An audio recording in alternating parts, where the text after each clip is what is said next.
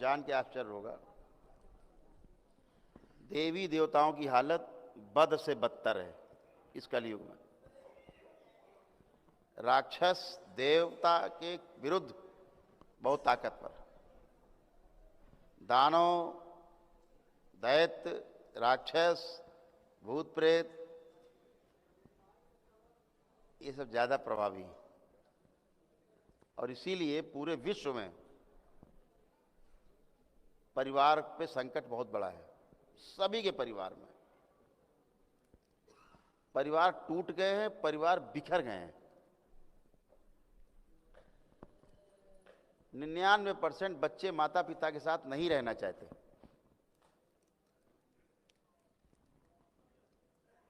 आज से 40 साल 50 साल पहले था कि बच्चे बगैर माता पिता के रह ही नहीं सकते थे। आज ठीक उल्टा हो गया। देवी देवताओं की हालत तो बिल्कुल पंचर हो गई है,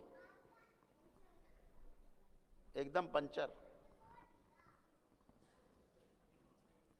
इसलिए जहां पर शिव और शक्ति एक साथ नहीं है, वहां आप कभी भी स्वस्थ नहीं हो सकते, ना शारीरिक ना मानसिक। शारीरिक रूप से और मानसिक रूप से पूरी तरह स्वस्थ होने के लिए भगवान भोलेनाथ यानी देवों के देव महादेव और मां की कृपा एक साथ होनी आवश्यक है। नहीं, देवी देवताओं की हालत तो मनुष्यों से ज्यादा बुरी हो गई।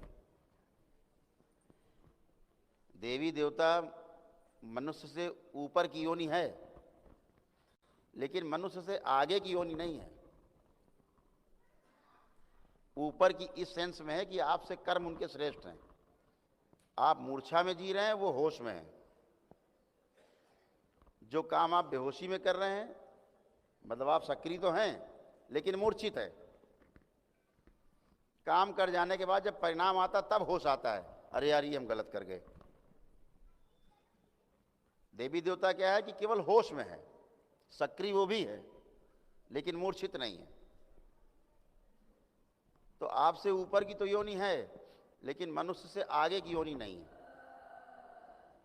क्योंकि देवी देवताओं को ही पूरा होने के लिए वापस मनुष्य योनि में जन्म लेना पड़ता है।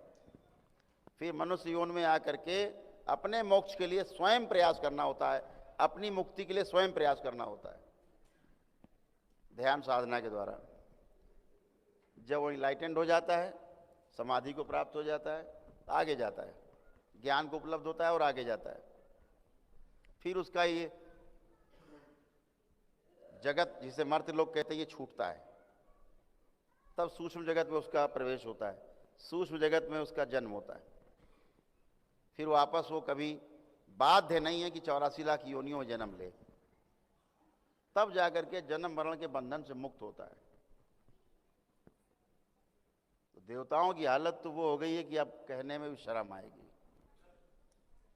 आपको खुद एहसास होगा, खूब देवी देवताओं के पूजन किए होंगे आपने, खूब यज्ञ हवन का अनुष्ठान करे होंगे, समस्या घटने के बजाय बढ़ गई होगी। कितने ऐसे लोग हाथ उठाएं, समस्या घटने के बजाय और बढ़ गई होगी, करने पे हाथ उठाएं निसंकोच, डर क्यों रहे हैं?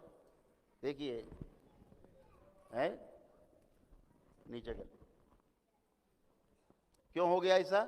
क्योंकि आपके सारे पुण्य लुट गए। जो पुण्य आपने इकट्ठे किए वो सब दैत्य खा गए, राक्षस खा गए, आसुरी शक्तियां खा गए और ताकतवर।